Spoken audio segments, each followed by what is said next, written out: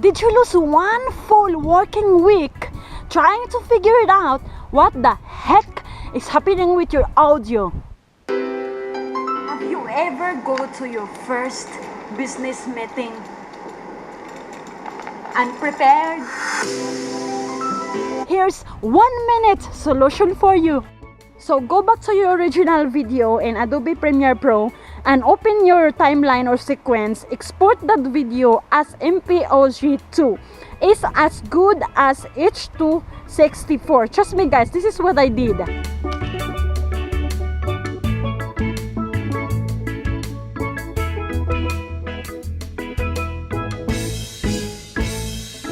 Here's the result that I finally uploaded it in YouTube. Have you ever go to your first business meeting unprepared?